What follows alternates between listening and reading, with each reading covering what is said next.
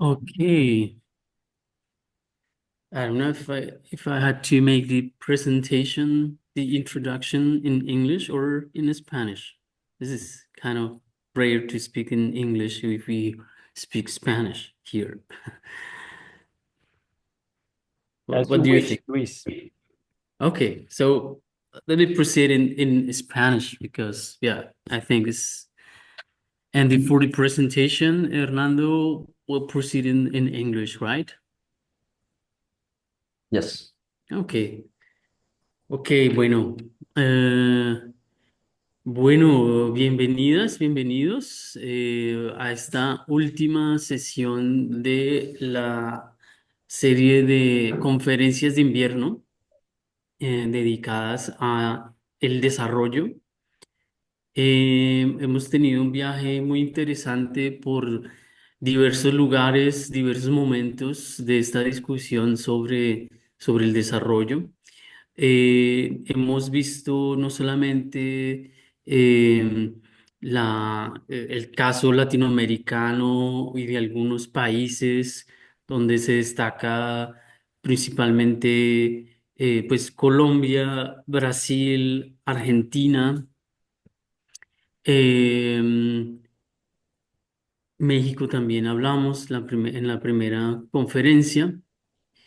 Y también ha sido un recorrido por varias perspectivas sobre el desarrollo. También ha sido muy interesante ver cómo las perspectivas críticas en qué consisten, ¿sí? No tuvimos conferencias no críticas, por decirlo de alguna forma, o digamos más bien como, no sé, de centro o más conservadoras sobre el desarrollo. Pero bueno, creo que esas posiciones tienen bastante eco eh, fuera de la universidad, de los medios de comunicación, y pues nos hemos dedicado a analizar perspectivas críticas del desarrollo, a ver diferentes entradas, ¿no? Desde la economía, desde los estudios literarios, desde la antropología, la ciencia política. Y bueno, hoy tenemos el gusto de contar con el cierre del profesor Hernando Pulido, que lo va a presentar Andrés Jiménez rápidamente. Y bueno, es un excelente cierre de este ciclo de conferencias. Entonces le doy la palabra a Andrés para que presente a Hernando Pulido. Muy bien, Luis, muchas gracias. Bueno, ya que se tomó esta decisión glotopolítica de seguir en español, entonces me adhiero. Eh, y bueno, primero que todo saludar a Hernando, nuestro invitado de hoy. Pues es para mí un verdadero placer tenerlo aquí cerrando el ciclo de conferencias sobre que tantas cosas podemos y seguramente tendremos que decir, pero por el momento me limito a hacer una presentación corta, como dijo Luis, de nuestro conferencista de hoy. Bueno, Hernando es antropólogo y tiene también una maestría en historia de la Universidad Nacional de Colombia, aquí en Bogotá. Obtuvo su título de doctorado en historia de la Universidad de los Andes, también aquí en Bogotá. Sus investigaciones se han enfocado en la historia cultural y política de Colombia y de América Latina en el siglo XX, con un énfasis particular en las intersecciones entre los procesos de modernización y los debates y las políticas culturales, y adicionalmente en las conexiones globales, pues, de esos debates, de esos procesos y de esas políticas. Hernando es desde hace un par de años profesor de tiempo completo de la Escuela de Historia de la Universidad Industrial de Santander en Bucaramanga, en el nororiente colombiano. Y muy importante mencionarlo, Hernando pues tiene unos vínculos muy cercanos con la Universidad del Rosario, no solamente porque en nuestra universidad dictó durante varios años distintos cursos, inclusive llegó a desempeñarse como profesor de tiempo completo, sino que también hace parte del semillero en historias conectadas. eh, y también, y hay que mencionarlo, en el marco de este ciclo, es uno de los miembros fundadores de la red de estudios sobre modernización en las Américas, que junto con la Universidad Católica de Eichstätt y la Universidad del Rosario, pues auspician este ciclo de conferencias. Entonces, querido Hernando, bienvenido, gracias por aceptar la invitación y le cedo la palabra.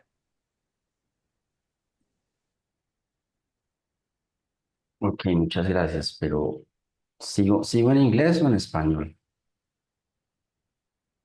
No, no sé, estoy aquí como...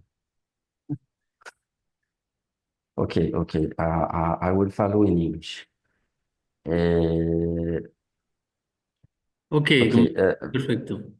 okay, first of all, I would like to thank the organizers for this invitation. It's really an honor, a pleasure to share with you the following ideas. So I'm going to read at a slow pace my presentation, my lecture, while I show you a presentation, and afterwards I will answer your questions.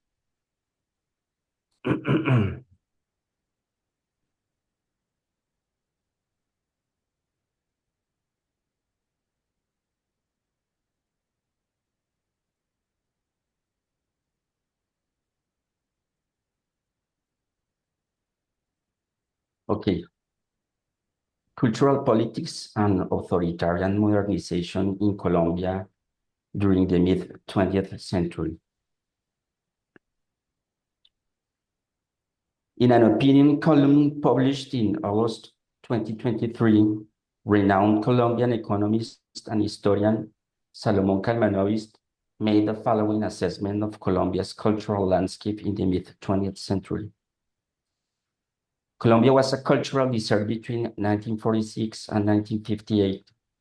The governments of Mariano Ospina Pérez and Laureano Gómez exacerbated the political violence that afflicted the country during those years and silenced the universities. At least 40,000 peasants were killed, and 3 times that number were forced to abandon their land and migrate to increasingly overcrowded cities. Many politicians, journalists, and intellectuals were persecuted, and several opted to leave the country. Following the military dictatorship of Gustavo Rojas Pinilla, a bipartisan front was established that refused to investigate the causes or culprits of the social catastrophe and paid little attention to the development of science in general and social sciences in particular. Kalmanovich argued that only in the 1960s, with the establishment of an unstable pacification of the country, did a lasting renewal of cultural, scientific, and artistic activity begin. This perspective on Colombia's political and cultural situation is deeply ingrained in collective memory and much of its historiography. Indeed, during the 1940s and 1950s, the South American nation endured an undeclared bipartisan war known as La Violencia. Its catalyst was the assassination of liberal leader Jorge Eliezer Gaitán on April 9, 1948. The response to this assassination was a tragic social uprising, El Bogotazo, which devastated the capital and had severe repercussions in other cities. After the failure to restore the Unión Nacional, the policy of cooperative governance between liberals and conservatives pursued by conservative President Mariano Ospina Pérez between 1946 and 1950, the National Congress was shut down in 1949 and a state of siege was declared. Legislative power functioned precariously until the late 1950s, meaning most government decisions were made through executive decrees. Strict media censorship was also implemented, maintained, and reinforced. The administration of conservative Laureano Gómez, 1950-1953, intensified the bipartisan confrontation within the broader geopolitical tensions of early Cold War. The hemispheric anti-communist crusade was used as a pretext to persecute and eliminate liberal militants and dissident social movements through terror and scorched earth strategies. This period also saw the puzzling military involvement of Colombia in the Korean War, 1950-1953. In 1953, to halt the corporatist drift of Gomez's government, the fratricidal bloodshed, and especially the strengthening of liberal guerrilla forces in the Eastern Plains organized to resist state violence, factions of the liberal and conservative elites supported the coup d'etat by General Gustavo Rojas Pinilla. His government, 1953-1957, despite achieving the disarmament of the liberal guerrillas, continued the persecution of communist-inspired peasant self-defense groups and subjected major newspapers to severe censorship. When Rojas Pinilla attempted to perpetuate his populist military project, he was forced to resign by the same elites who had supported his rise, along with pressure from broad sectors of society. Other historians, such as Colombianist James Henderson, have added significant nuances that complicate this historical image. The 1940s and 1950s witnessed an improvement in national economic performance, primarily tied to favorable international coffee prices. The import substitution policy adopted during the war spurred selective industrialization, textile, metallurgical goods, and mass consumer products such as food, clothing, and appliances, with some degree of official intervention. There was an expansion of socioeconomic infrastructure, roads, railroads, power plants, steel mills, hospitals, schools, and universities, and significant urban growth. This process saw intermediate cities like Medellin, Cali, and Barranquilla solidify their roles as regional development hubs. These changes were not without social contradictions. The bipartisan conflict displaced thousands from rural areas, leading to urban poverty belts or encouraging colonization of peripheral areas where social services were inadequate. The social question, therefore, remained relevant. The Colombian state also undertook targeted modernization efforts, some inspired by international economic missions, such as the one led by economist Loughlin Curry in 1949. I must add that between 1954 and 1956, the Lebret mission was also active, but its results were not published until 1958. So I'm showing you here on your left a 20th anniversary stamp of the Social Security, the Colombian Social Security, which was an achievement of the conservative governments. To the right, an iconic photography of the first time that women in Colombia could exercise the right to vote, but it was recognized in 1954 during the military dictatorship. In the center, you can see the image of the current building of the Central Military Hospital.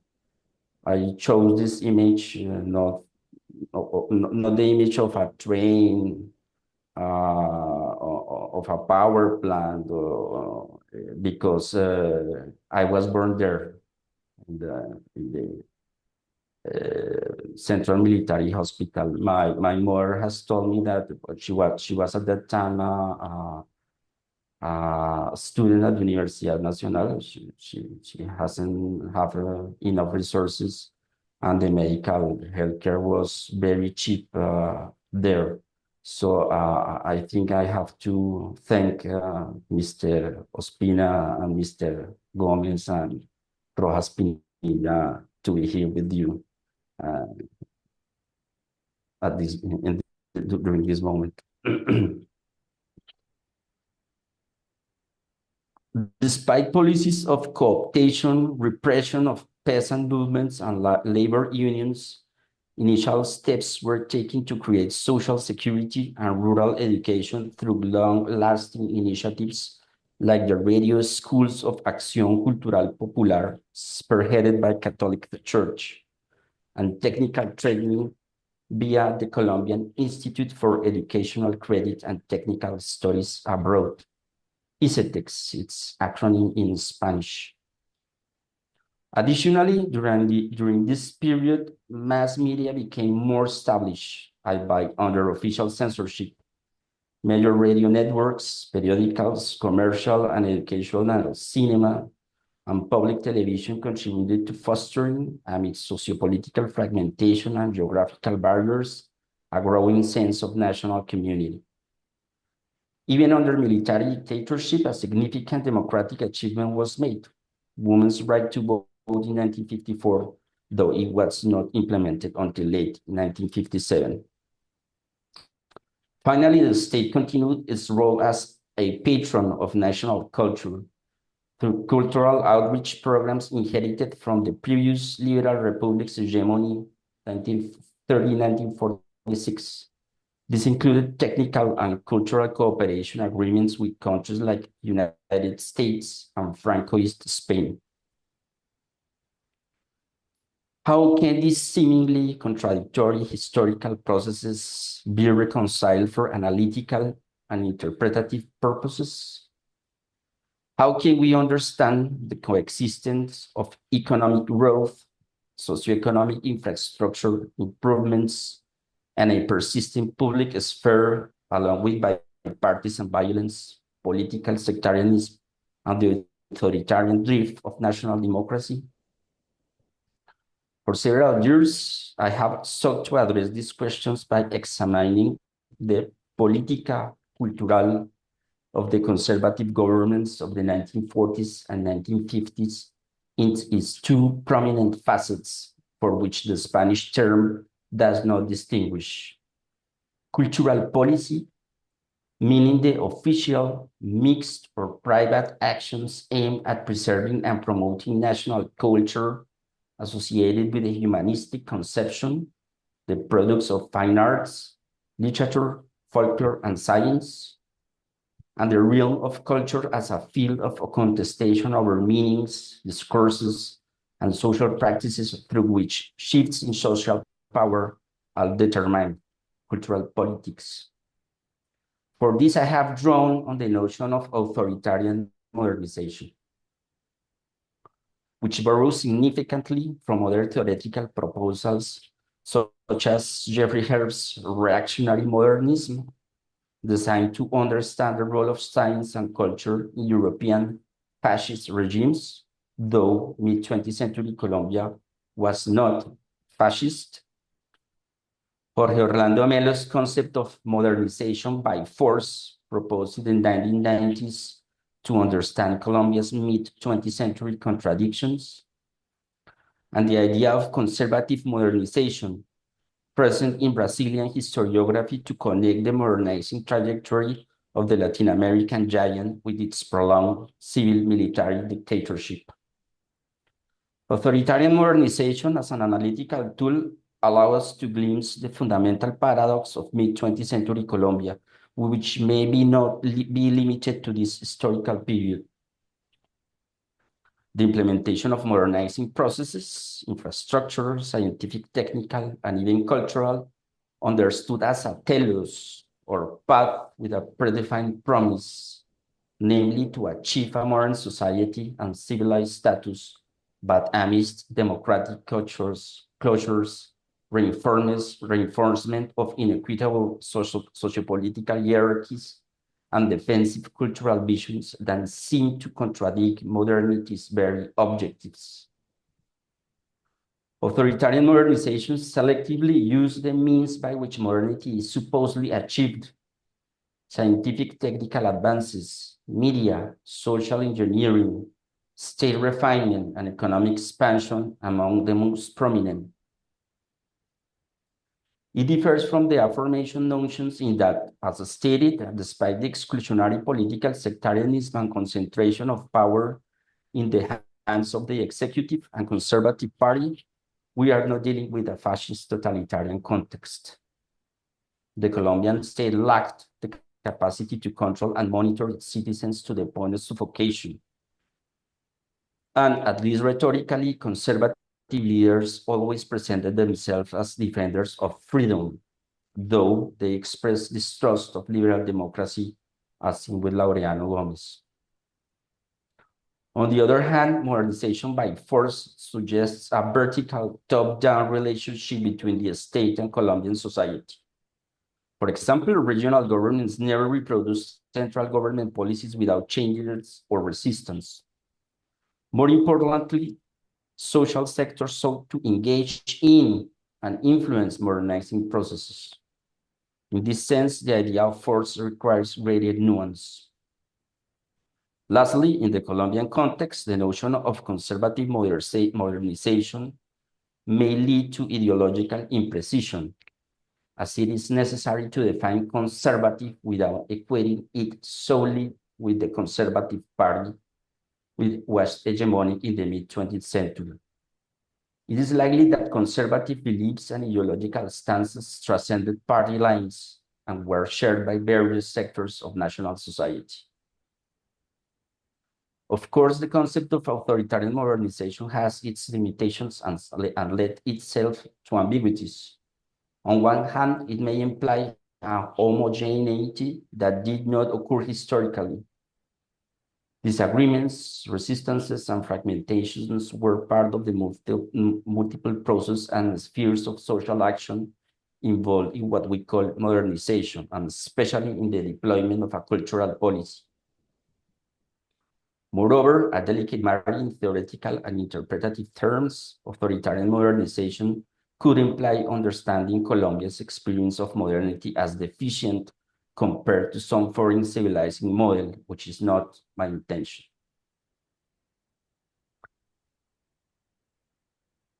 What do we mean by a cultural policy framed within a process of authoritarian modernization? Before attempting a definition, a clarification is necessary. My aim is not to fall into a naive historical revisionism that seeks to convey a beatific image or a formal vindication of the conservative governments of the 1940s and 1950s. Undoubtedly, these were repressive and exclusionary administrations that, in addition to mechanisms of coercion and cooptation, used culture as a tool to steer Colombian society and legitimize their rule, albeit with limited reach. In this context, cultural policy consisted of multiple cultural outreach actions aimed at promoting the education of society's members in values and civic patriotic attitudes that would reinforce national well-being and Colombia's ties to Western and Christian civilization. The term education is particularly significant because cultural policymakers distinguish it from instruction, which refer to learning basic skills like reading, writing, and arithmetic.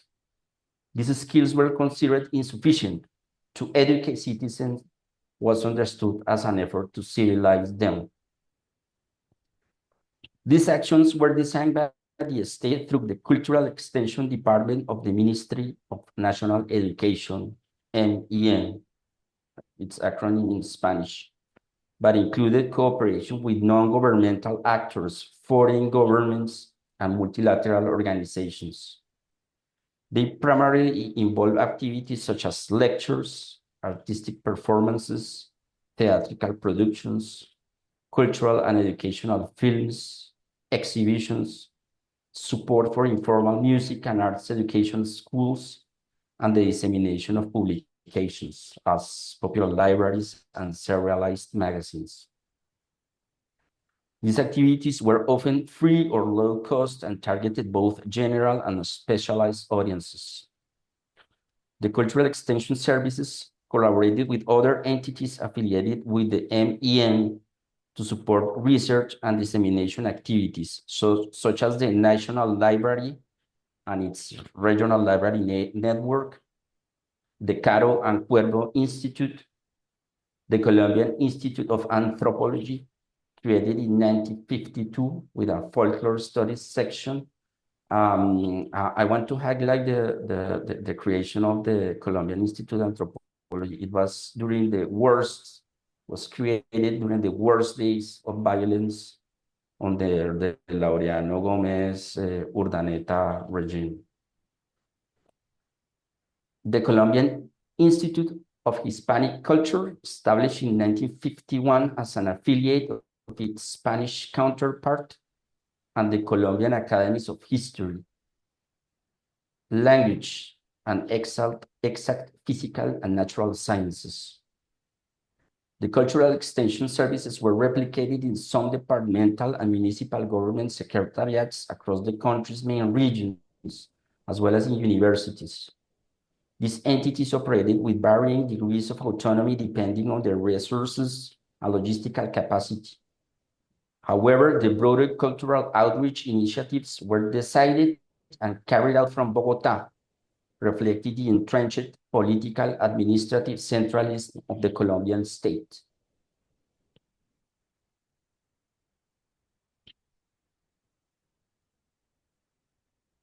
It is important to highlight that this official cultural system, and specifically the Cultural Extension Department and its sections, was created during the Liberal Republic, the period of political hegemony by liberal governments that ruled Colombia between 1930 and 1946. Liberal cultural policy has received significant attention in Colombian historiography, primarily because it was part of an inclusive modernization project. I'm showing you in these images what I consider one of the two best books on this issue, the relations between a cultural system and the liberal regime of the 1930, between 1930 and 1946. The first, which is like a classical reference, was made by Renan Silva, who was my professor at the Universidad de los Andes. And the second one is very recent. It was published in 2023, Fervent Crusade for the National Soul by Professor Catalina Munoz. In fact, she was the director of my doctoral thesis. So if you want to deepen in this historical period, these are the texts that I can recommend to begin with.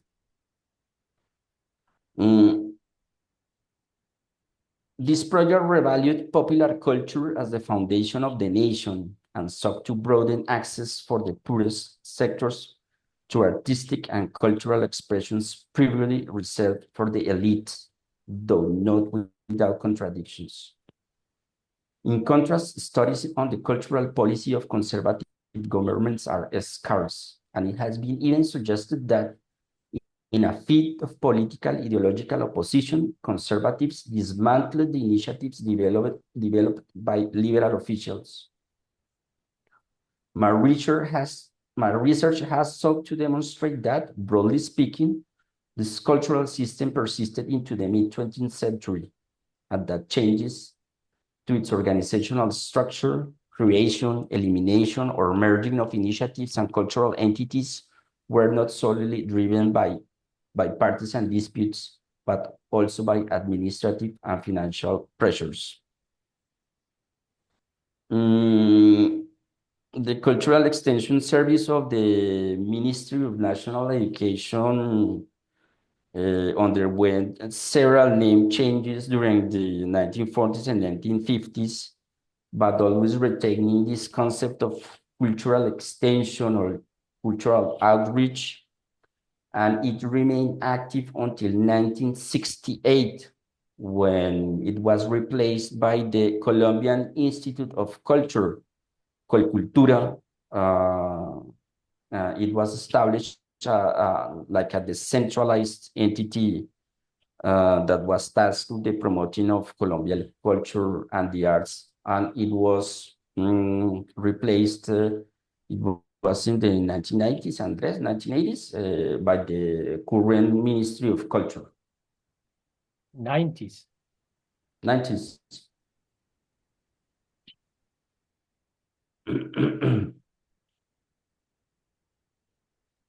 What distinguished the cultural policy of conservative governments?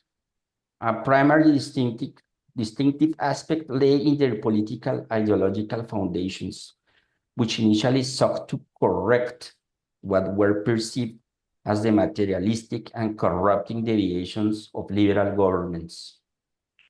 This perspective was articulated by Rafael Azula Barrera, an intellectual, politician, and Minister of Education under Laureano Gomez's government, and one of the key architects of conservative cultural policy. In this sense, conservative cultural policy had a reactionary undertone, as it persistently idealized a historical past to confront the uncertainties of the present and future. This idealization was expressed through a patriotic conception embodied by certain foundational figures of the nation, and the Conservative Party and the Conservative Hegemony, 1886-1930, especially in its 19th century phase, such as Rafael Núñez and Miguel Antonio Caro. Their social and political project, according to conservatives, had been interrupted by liberals' rise to power in 1930. In summary, its ideological pillars can be outlined in the following points.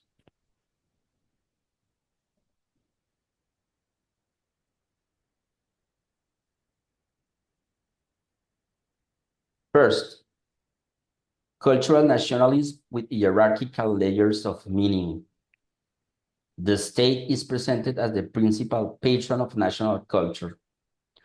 This culture is organized into a complementary dichotomy: popular culture embodied in the folklore of the popular sectors, primarily associated with an idealized mestizo peasantry, traditionalist, Christian, and peaceful.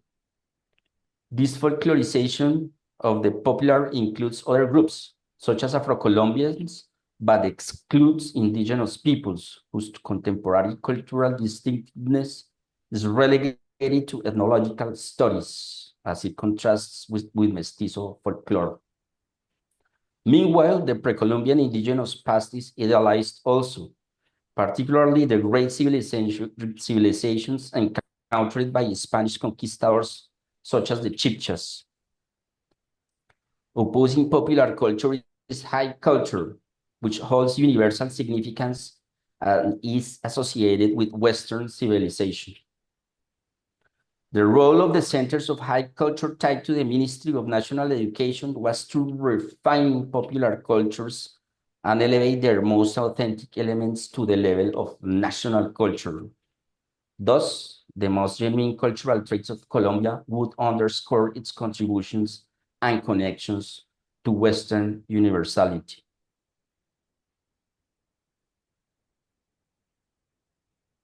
Second, exaltation of the Hispanic legacy. The concrete reference linking the national with Western civilization was the Hispanic legacy. This was defined by the contribution of the Spanish monarchy in the Americas, which forged a spiritual Hispanic American bloc. Central elements such as the Catholic religion, the Spanish language, and Catholic humanism would unify the nation amid internal fragmentation and disputes. This exaltation of the Hispanic legacy also sought to highlight cultural differences with Anglo-Saxon civilization, represented by the United States, which some conservative intellectuals and officials viewed with distrust. However, in practical terms, technical and cultural cooperation with the US was ongoing during the 1940s and 1950s. Promoting this Hispanic legacy became a key focus of the Colombian Institute of Hispanic Culture, which carried out public diplomacy activities in Francoist Spain. This included scientific and educational cooperation, exchange programs, publication dissemination of both sides of the Atlantic, and Colombian participation in international cultural events, details that merit further study. During this period, Spain was not merely a memory of a venerable past. Its contemporary cultural activity was frequently discussed in the press, and visits from Spanish intellectuals aligned with conservatives were significant events. The situation was different concerning Spanish Republican intellectuals. They were rejected. And on the other hand, during this period, US diplomacy sought to present itself not only as a technical and economic power, but also as a cultural and intellectual reference.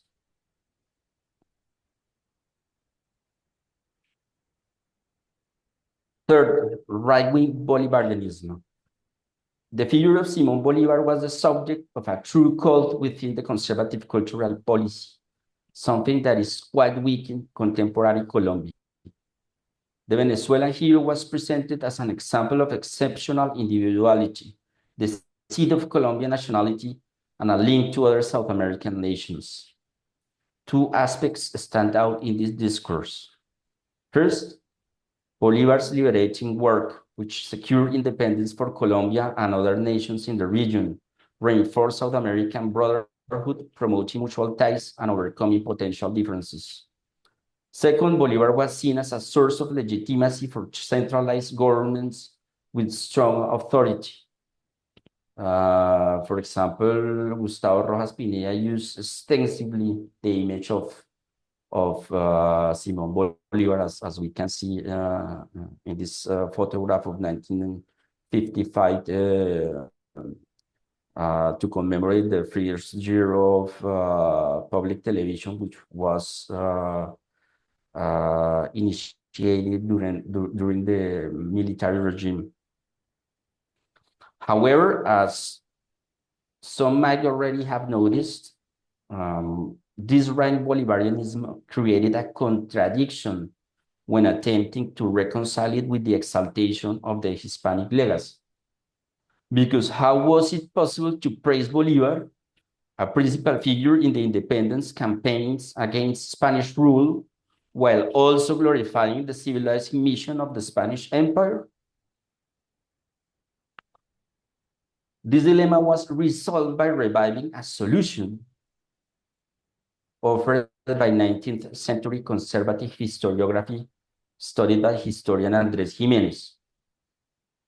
Conservative political intellectuals adopted the interpretation of José Manuel Grut in his monumental ecclesiastical and civil history, which was later echoed in publications like Alberto Urdaneta's Papel Periódico Ilustrado. According to this view, Spain, like a mother observing her offspring's maturity, consented to the independence of South American nations. Only a Bolívar, inspired by the Spanish blood and temperament that truly defined him, could have fulfilled this destiny. This perspective was frequently reiterated in lectures and public addresses by intellectual officials like Azula Barrera himself or the poet Rafael Maya, particularly during cultural exchange trips to the motherlands. So as you can see, these ideas were not new. We can find it in the 19th century conservative tradition, but they were renewed during the 1940s and 1950s. These were as I have shown, an important tip to reconcile the Bolivarianism and Hispanic legacy was found in conservative historiography of that 19th century. This synthesis requires some clarifications. These ideological elements expressed in serialized publications, the official press, public and commemorative events, artistic works, and cultural dissemination activities did not necessarily represent a unified and seamless perspective. They were debates, disputes. Instead, they constituted the discursive conditions of possibility, more or less rigid, for intellectual argumentation and the implementation of cultural activities. When you study the publications of the 1940s, 1950s, well, they only told us about these themes with multiple variations. They made serious academic efforts, but these were the things all the time, all the time.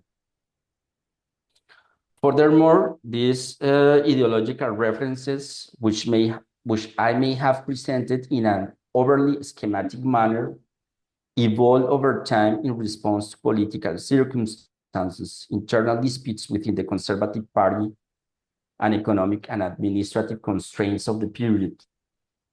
In general terms, it can be said that during Mariano Espina Perez's government, there was a transition from the liberals' cultural policy to that of the new administration.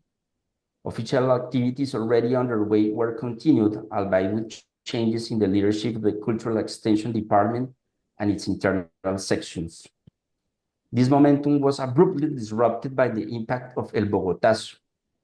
As historian Sandra Patricia Aviles' research has shown, in addition to the harsh retaliatory measures taken against the insurgents, Ospina taxed the Ministry of National Education and the Colombian Academy of History with designing textbooks and public commemorations to publicize a version of national history shaped by the aforementioned ideological elements aimed at mending the divisions catalyzed by the assassination. However, it was under Laureano's government that the conservatization of cultural policy was deepened. Entities and actions within the cultural system were eliminated or transformed, and there was a clear alignment with the cultural diplomacy of Francoist Spain. This alignment emphasized the ambiguous exaltation of the Hispanic legacy alongside Bolivarianism. Conversely, with the rise of Rojas Pinilla, there was a reintegration of certain intellectuals and officials who had collaborated with liberal administrations, as well as a stronger emphasis on Bolivarian worship to legitimize the government of the armed force, a vision contested by the conservative wing loyal to the deposed Laureano Gómez. Additionally, official cultural policy with its solemn ideological foundations did not always succeed in regulating an emerging mass culture driven by the record industry, radio, cinema, musical performances, and later television. One of the paradoxical effects of official censorship over the media, where political and public order information had to be vetted by censors, was an increase in entertainment content.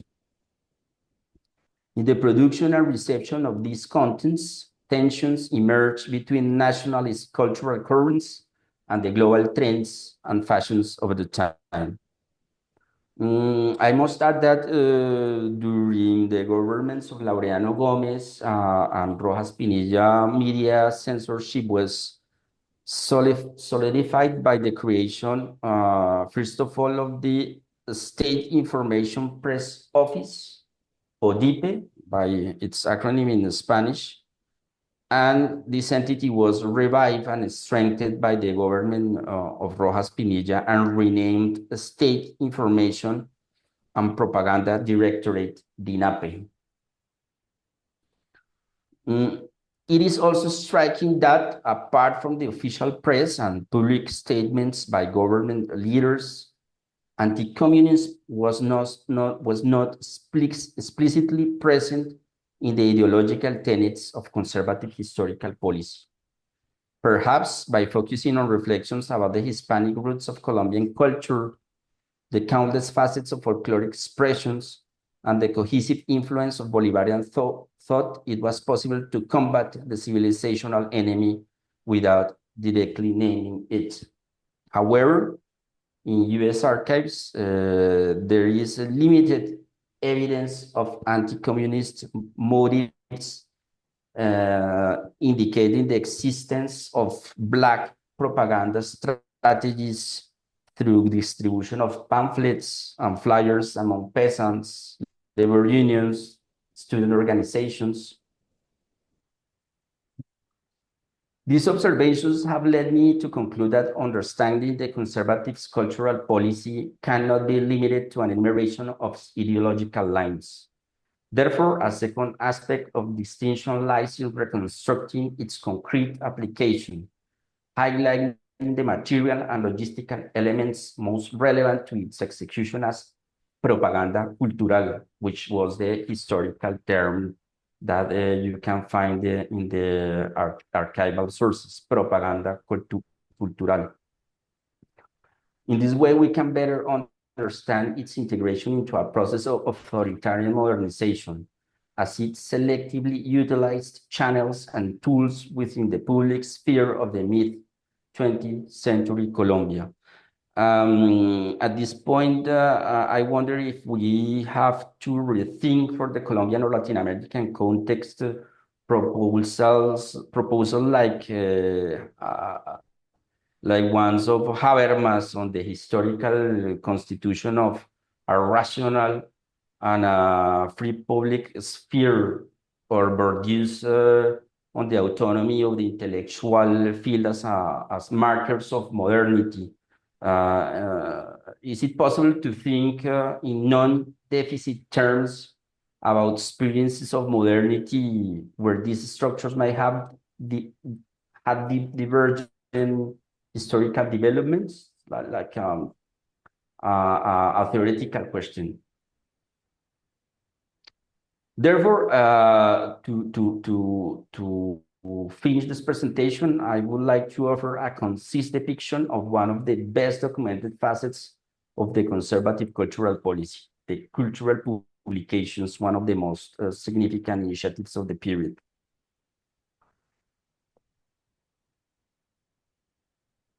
Compared to other artistic and cultural actions that were more localized in space and time, the production of books, pamphlets, and official magazines allowed for a broad dissemination of national culture among various social sectors and geographic areas in Colombia and abroad.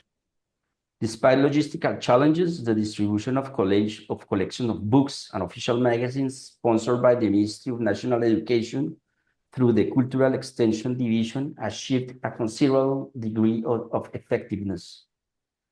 These publications supported the creation of local libraries, renewed the shelf of distant public schools, aided the education of underprivileged university students, maintained an active exchange of publication with libraries, universities, and international cultural centers, and established correspondence among intellectuals, officials, and diplomats who requested or contributed to these publications.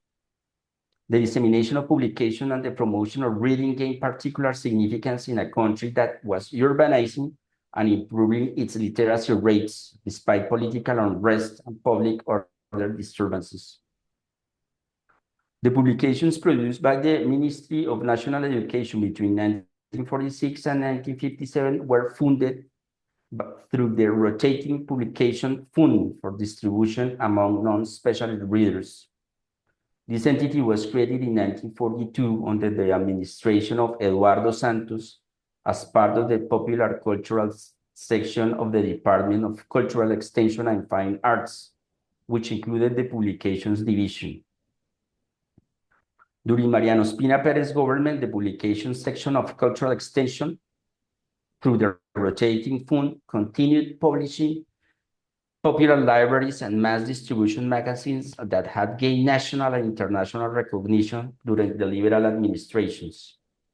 The Popular Library of Colombian Culture, also founded in 1942 under the auspices of Education Minister Germán Arciniegas, who had drawn inspiration from the goals of the renowned Samper Ortega's selection of Colombian literature, remained one of the standout official collections of books by national authors throughout the conservative period. Likewise, the celebrated Revista de Indias achieved widespread intellectual recognition. Furthermore, popular book fairs and innovation introduced by the liberal governments continue to be organized by conservative cultural administrators in various cities, albeit with some interruption and delays.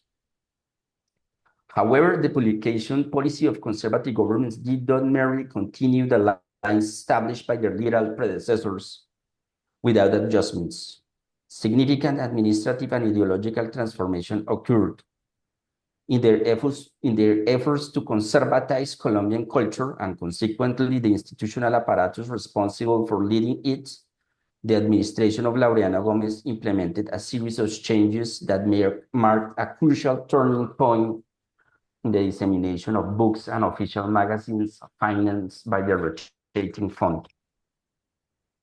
A key development was the replacement of Revista de Indias, which had been facing administrative and financial problems since the end of the liberal hegemony. In 1951, Revista Bolívar was established under the initiative of Education Minister Rafael Azula Barrera with two main objectives. The first was to create a platform for the Ministry of National Education to disseminate a Colombian thought throughout Hispanic America that aligned with the official doctrine legitimizing the Gomez and Rojas Pinilla administrations, as we have seen an amalgam of Hispanicism, Bolivarianism, and cultural nationalism. This ideological imprint was particularly evident during the most consistent phase of Bolívar under the direction of poet Rafael Maya, which is in the image in your left, lasting until 1955. The magazine's trajectory extended into the early Frente Nacional, 1958-1974, the political period following the military dictatorship, though with noticeable editorial shifts to adapt to new times. Financial and editorial problems hindered its continuity, culminating in its final issue for the January-March quarter of 1963. The second objective of Revista Bolívar was to underpin a shift in official publishing policy, which sought to break with the liberal ideological legacy. Bolívar's editorial direction took control of new conservative sponsored collections and publications financed by the rotating fund launched almost simultaneously in 1951. These publications included the Library of Colombian Authors, the Library of Contemporary Authors, and Pombo, which replaced the iconic children's magazine Rin Rin from the liberal governments. The only exception to the exclusive association of a publication with the rotating fund was Hojas de Cultura Popular Colombiana, 1947-1957, directed throughout its existence by intellectual Jorge Luis Arango, another central yet elusive figure in conservative cultural policy. Has been quite an effort to find biographical data about this intellectual figure. This magazine aimed to reach a broad readership with its elegant editorial design and moderate specialized tone. I think that Hojas de Cultura Popular is one of the most beautiful official publications that has been made under the auspices of the Colombian state. Until 1953, Arango served as the head of popular culture within cultural extension and also administered the rotating fund, which supported Hojas de Cultura Popular Colombiana. When Arango was appointed on June 15, 1953, as head of the State Information and Propaganda Directorate, DINAPE, by Rojas Pinilla, Hojas de Cultura Popular Colombiana ceased to belong to a rotating fund and was transferred to the presidency of the Republic. So let me highlight this. With this move, Arango centralized one of the most significant cultural publications of the era under his leadership, while also overseeing media censorship, particularly targeting the press and strictly controlling information produced by official institutions. Thus, censorship, information control, and cultural dissemination coexisted within official editorial policy.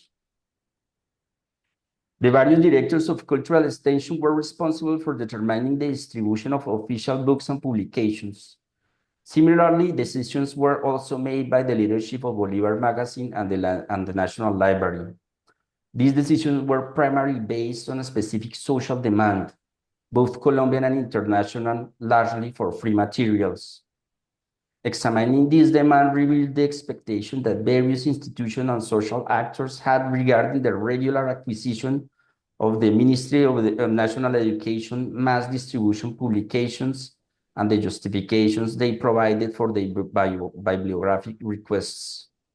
Studying the indication of this social demand sheds light on the extent of the cultural connections established by cultural extension through the rotating funds publications and the active role of interested citizens.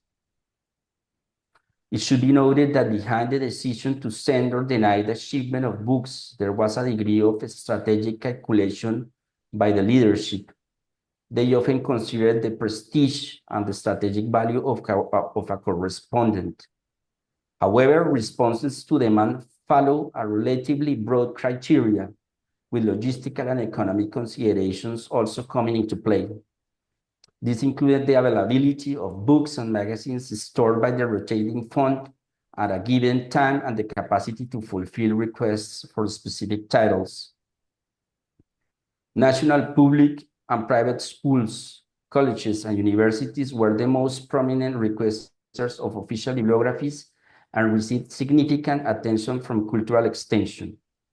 These requests were typically made by the principal and directors of these educational institutions, but also by students and teachers.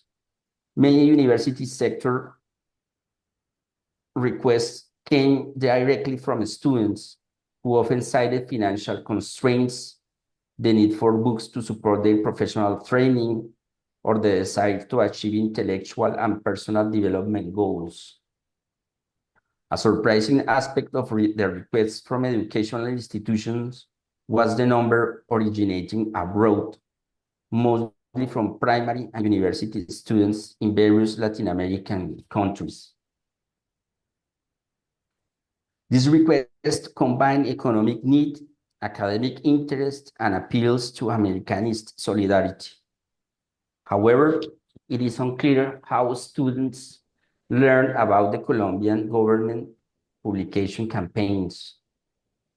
These international requests and their motivations suggest a broader epistolary exchange within the Hispanic American sphere, driven by primary school children and university students, either encouraged by adults or initiated independently.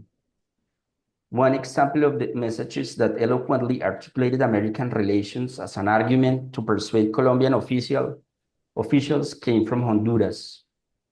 It was sent to the Minister of Education, Aurelio Caicedo Ayerbe, in June 1955 during the military regime by student Olga Hernandez on behalf of her sixth grade classmates at the Guadalupe Quesada Technical School in the municipality of La Ceiba, Atlántida Department. With due respect, I send you this letter to kindly request on behalf of my classmates and myself your valuable assistance in sending us some books by authors from your nation or others, whether scientific or literary, as we are in sixth grade and wish to enrich our knowledge through study. Furthermore, we are eager to learn more about the land and history of your beautiful nation. For this purpose, we would greatly appreciate if you could send us a map of your country. Additionally, we wish to enrich our library, which we founded in the first grade and named José Cecilio del Valle in honor of the illustrious Honduran figure who drafted our Act of Independence. We also kindly request that you provide us with names of some primary schools in your country, as we would like to correspond with these girls whom we consider our sisters. It is unknown whether correspondence with Colombian students was established. but the appropriation of letter writing as a medium, likely encouraged by adults, should be highlighted as a means to mobilize notions of American solidarity and the symbolic reference to the illustrious men of American independence. Cultural Extension responded with a shipment sent on August 9 of the same year. It was the request from ordinary citizens that most referred to their personal interests and professional identities. One of the main concerns expressed was the desire for individual improvement. As explained by Mr. Abel Guerrero from Jamundí, Valle del Cauca, in his request for specific volumes on October 7, 1957, he mentioned the material obstacles to his personal development. To request the aforementioned books published last year by the national government, I am greatly motivated by the desire to acquire knowledge that will make me a useful man to society, as other reasons, such as the prohibitive price of books and the difficulty in finding certain works in bookstores that will not escape your highly esteemed understanding. Individuals also began to use certain formulas of loyalty to the government, as was the case with student Luis Alberto Echeverri from the law school at the University of Antioquia, who in his request for books to cultural extension on May 20, 1957, so that they may help me complement my professional studies, signed himself as your servant in Christ and Bolivar, referring to ideological symbols of the recently deposed Rojas Pinilla government. Finally, it is important to mention the requests made by international cultural and academic institutions, as well as the distribution of publications in diplomatic posts and among interested intellectuals located in foreign countries. International institutional relationships tending to be permanent, especially with public and university libraries, as they were not established through gifts, but by means of an exchange system which required reciprocity between the national publications sent and those received from abroad. Furthermore, it should be clarified that not all distribution of books and magazines was free, as there were subscriptions and sales through bookstores and commercial agents located in the main cities of the country. The connections and contacts that have been pointed out were disrupted towards the end of the 1950s, with the rapid depletion of the collections created by the conservative governments due to the economic and editorial crisis of the rotating fund that began in 1955. This coincided with the end of the economic boom during the military dictatorship, associated with a sharp drop in international coffee prices. At the conclusion of this presentation, I wonder whether, in heuristic terms, it is possible to maintain the metaphor of the cultural desert for the conservative governments of the mid-20th century. As can be seen, they did not renounce culture, but consciously used it. They dedicated significant intellectual, logistical, and economic resources to use culture as a complementary tool for governance, which would allow them to advance in modernization efforts with a persistent control of content and ideological topics aimed at modulating subjectivities and affiliations to the national community. Cultural dissemination measures were often requested by the citizens themselves and were not solely imposed by the central government.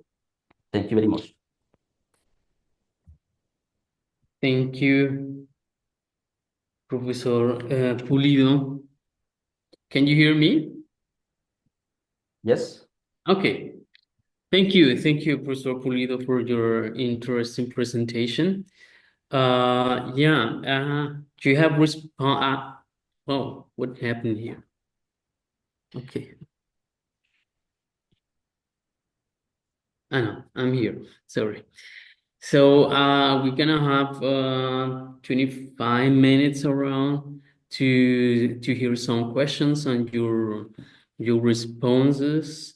And yeah, I would like to ask you to yeah to formulate your questions. It could be also in Spanish. Okay, we can make the question in Spanish and respond in Spanish if you prefer it. Oscar Daniel, Hola, buenas noches. ¿Me escuchan bien? sí, Bueno, seguiré o tomaré la palabra del profesor Hernando para formularla en español. Ah, muchas gracias por la presentación de un proyecto que en efecto pues he tenido la oportunidad de escuchar en otras oportunidades desde entradas diferentes, Hernando. Tenía dos preguntas.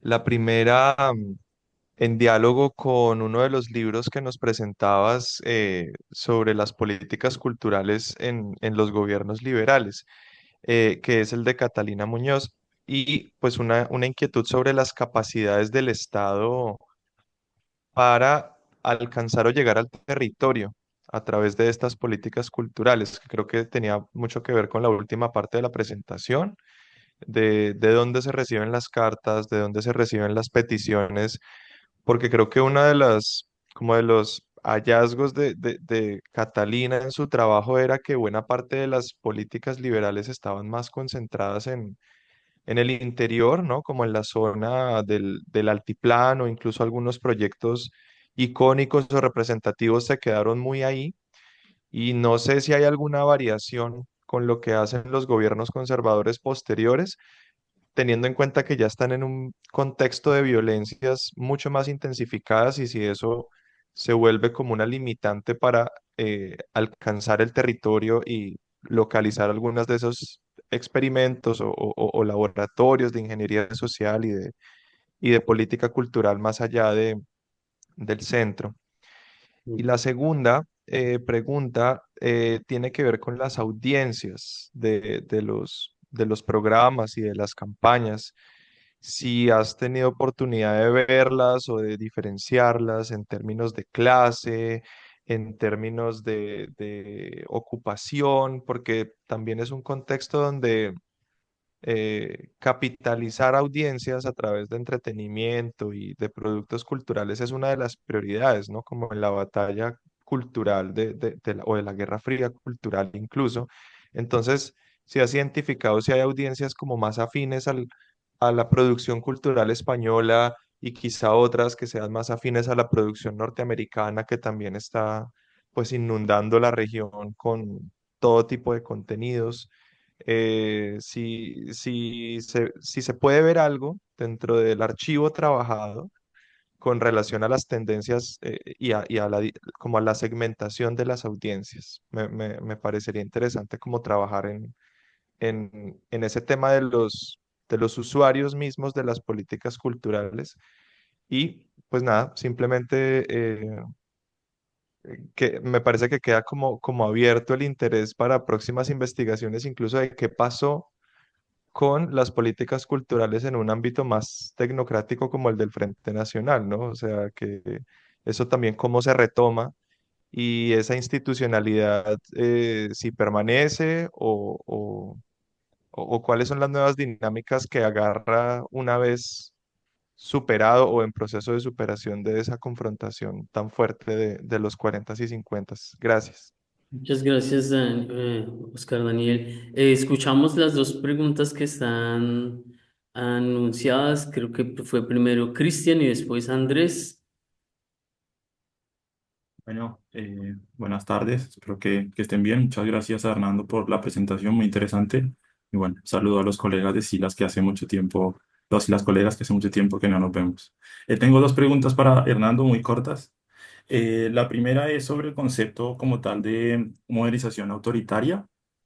Me parece que citaste ahí a Melo y también a Herf y a otros autores, creo que de Brasil, pero me quedó sonando si has visto ese concepto en otros autores un poco más abocados a América Latina, ¿no? Creo que Alan Turing también lo trabajó en una época, pero no tanto para caracterizar solo un periodo, sino para caracterizar un tipo de política que podríamos llamar, entre comillas, populista. hay trabajos de él que caracterizan a Perón y a Vargas un poco como autoritarismo o modernización autoritaria. Entonces estaría bueno. Y Gino Germani, por supuesto, que trabajó aquí en Argentina para entender un poco a Perón. Me preguntaba si hay si has mirado de alguna manera esta entremezcla entre pensar la modernización autoritaria y el populismo o los populismos latinoamericanos y cómo eso se puede insertar en este periodo tan particular de Colombia. La segunda tiene que ver con una cuestión de continuidad y ruptura entre el Laureano, entre el régimen de Laureano, como le dijiste, y el régimen de Rojas Pinilla, ¿no? Como tal. Yo creo que, no sé si entendí bien, pero me parece que vos marcas como muchas continuidades y te quería preguntar si ves alguna especie de ruptura entre este tipo de formulaciones de política cultural entre los dos regímenes.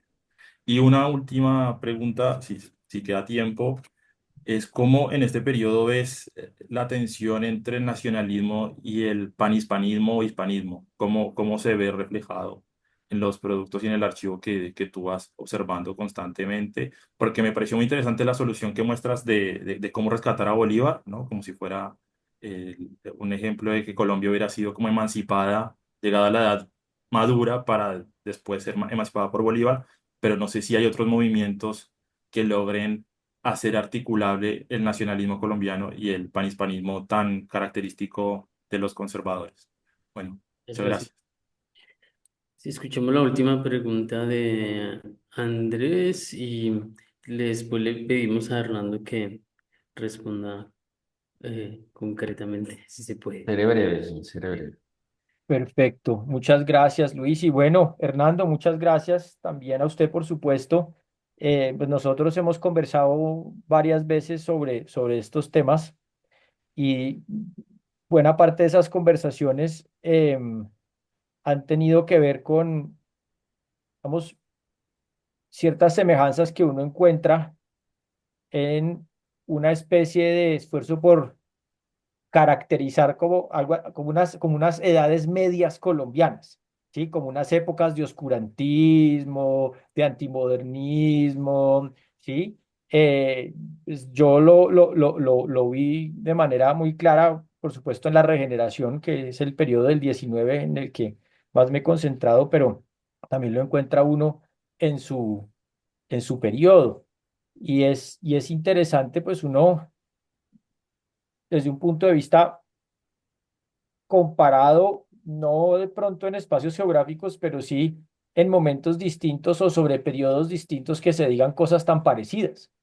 Eh, y creo que algo semejante tendremos seguramente cuando se hable de los 8 años de Álvaro Uribe en el poder y cosas de esas, porque parece que existe una tendencia a asociar modernidad con discursos, digamos, más de tipo liberal, progresista, inclusivos, eh, pasando por alto o asumiendo de cierta manera que los discursos que no van en esa línea, vienen acompañados de un conjunto de políticas y de prácticas políticas también, digamos, reaccionarias.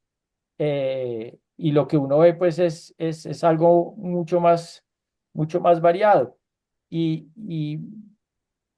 le pregunto a usted si no hay detrás de eso como una concepción un poquito ingenua de la política, de la cultura, del Estado, que asume que hay una especie de congruencia necesaria entre los discursos políticos y aquello que se hace. O sea, si el juicio que se hace, o más que juicio, la valoración primero, pero sobre todo la caracterización de una época en términos de historia política, historia cultural, pasa por los discursos predominantemente, y si no debería pasar más bien por las prácticas y por las políticas efectivas.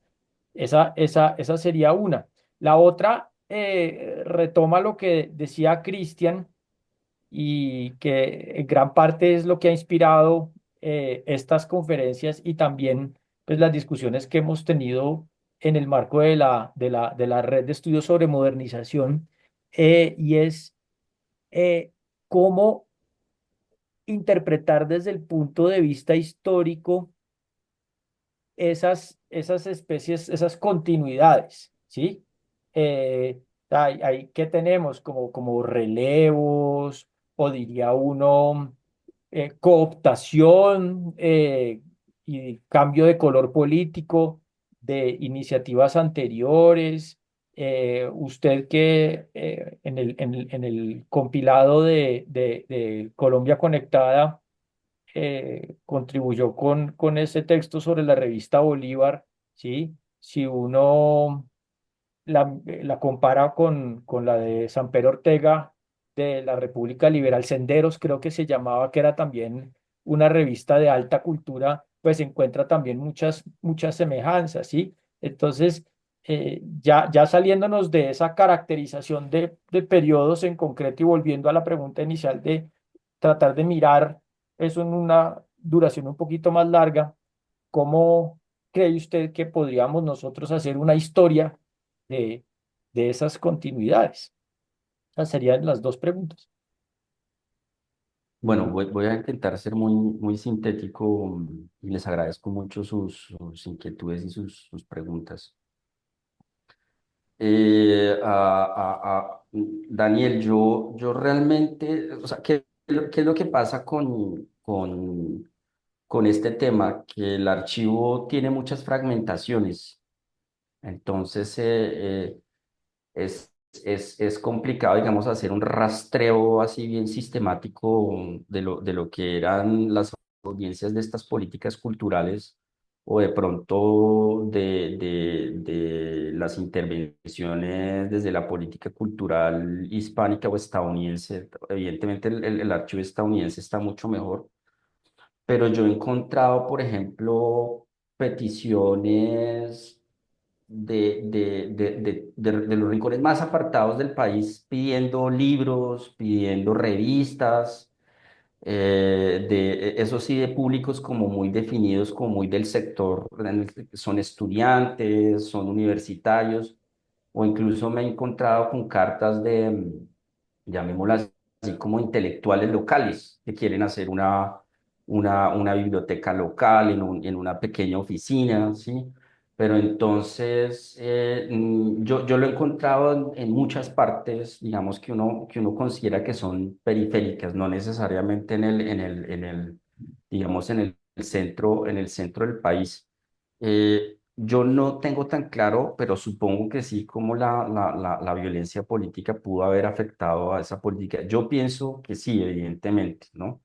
Pero no, digamos que no he hecho como el cruce entre esos dos procesos hasta ahora.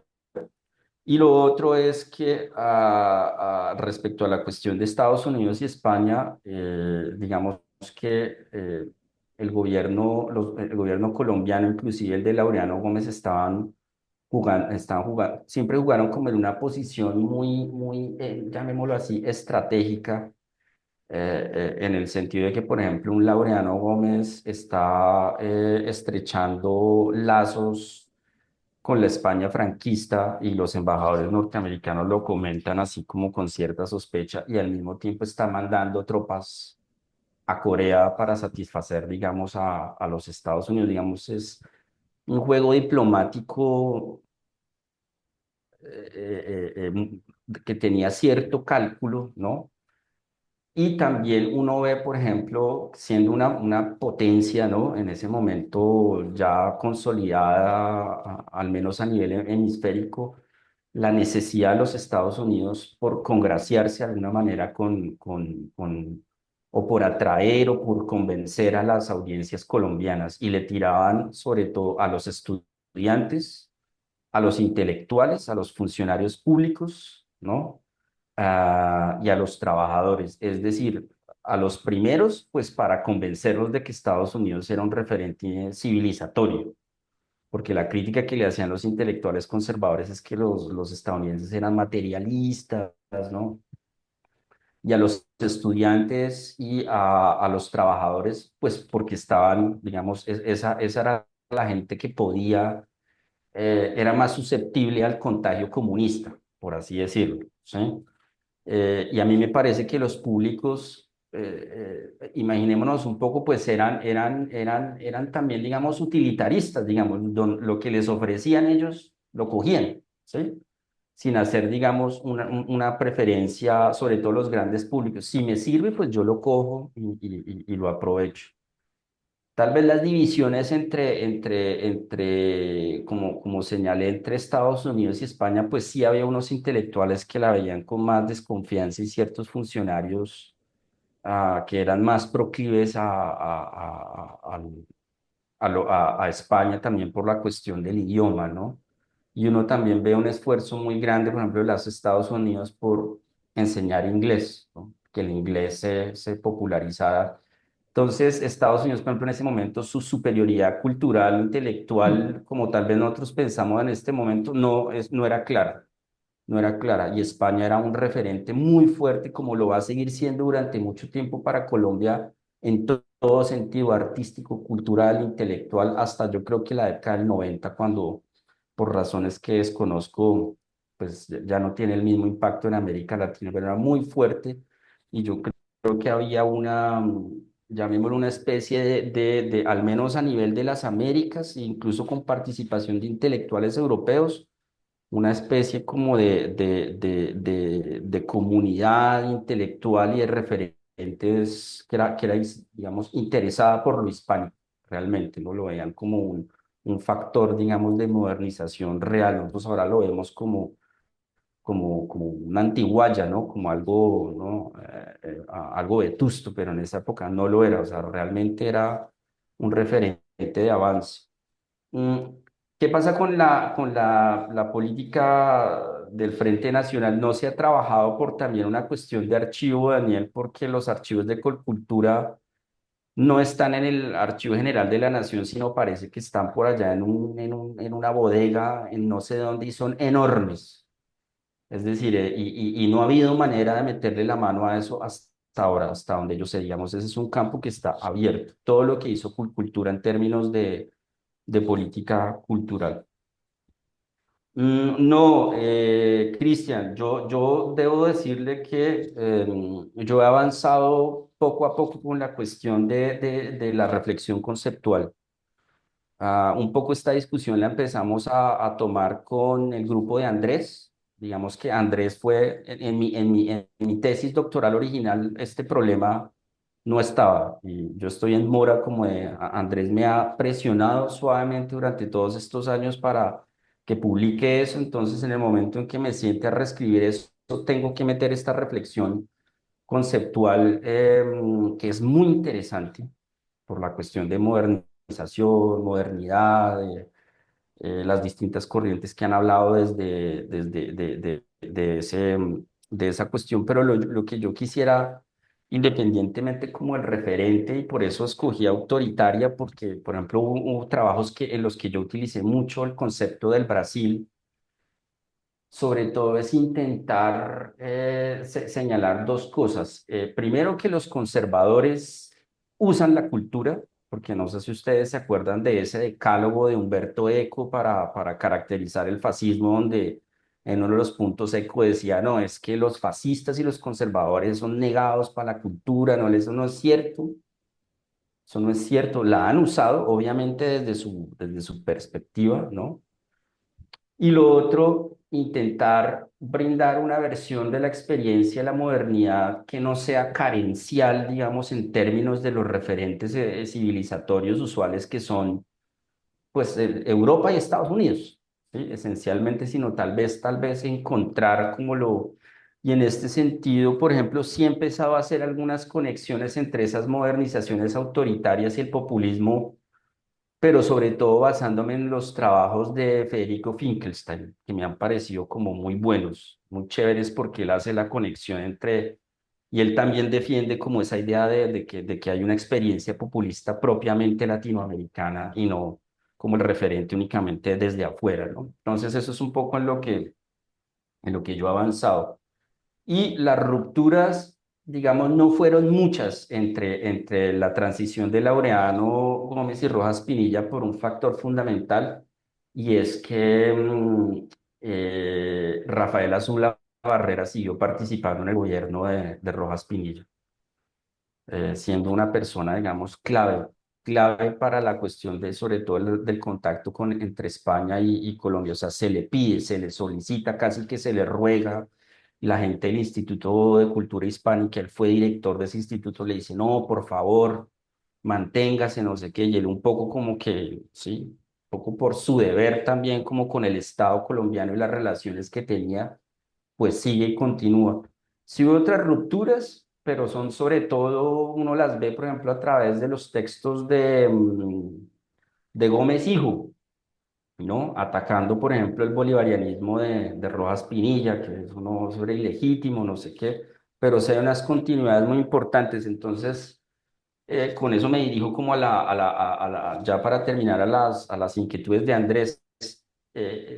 Nosotros lo hemos discutido, no sé ustedes cómo lo ven en sus respectivos trabajos, pero al menos en la historiografía colombiana es muy difícil lidiar con este sesgo que divide los periodos entre liberales y conservadores, y, en términos de una periodización basada en la historia política y que proclama que el país avanza únicamente durante los periodos liberales y en los conservadores reacciona o se retrasa y eso no le permite a uno ver las continuidades en otros procesos que evidentemente tienen que ver con lo político, pero pueden ser de infraestructura, pueden ser los propios ritmos del Estado. Aquí, por ejemplo, uno ve continuidades que responden, por así decirlo, a una cierta autonomía en los procesos del Estado, ¿sí? Digamos, desde el punto de vista tecnocrático, ¿sí? O que una decisión de cambiar un ministerio o algo así se toma no solamente porque Laureano Gómez decía que ahí había un nido de comunistas, sino porque no había plata, sino porque había que mover, una cosa funcionaba mejor en una región que en otra. Entonces, sí habría que hacer, Andrés, yo creo que un intento de hacer una historia que recoja mucho más las prácticas, porque la mayoría de textos que tratan sobre este periodo son sobre todo la cuestión ideológica y llegan un poco como a respuestas que un poco ya uno ya sabe que eran reaccionarios, que eran sectarios, que no sé qué, pero no muestran cómo esa ideología funcionó materialmente para dispersarse, no era solamente la emisión de las ideas y ya, sino que eso había que llegar al público para convencerlo de que eso era cierto, ya fuera por la fuerza o a través de estos medios, digamos, de soft power, ¿no? Entonces yo sí creo que habría que hacer una historia más pensada como o incluyendo también las prácticas, pero sobre todo, Andrés, yo creo que me parece a mí que también un poco las lógicas propiamente estatales, como el aparato estatal, obviamente pues teniendo en cuenta todas estas críticas que se han hecho desde la sociología y desde la antropología del Estado, pues que el Estado no es una cosa que está por allá arriba de la sociedad, sí, que tiene como unos límites claros, ¿no? Esa visión como que el señala del Estado, ¿no? Pero sí como unas lógicas más administrativas y creo yo que el gran reto, y con eso termino, estando yo aquí, es que toca incluir el componente regional.